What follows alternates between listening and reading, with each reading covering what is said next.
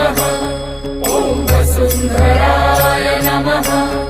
ॐ पितृभ्यो नमः। ॐ पितृवंशाय नमः। ॐ पितृदेवाय नमः। ॐ ब्रह्माय नमः। ॐ पितृगणाय नमः। ॐ वसुन्धराय नमः। ॐ पितृभ्यो नमः। ॐ पितृवंशाय नमः। ॐ पितृदेवाय नमः।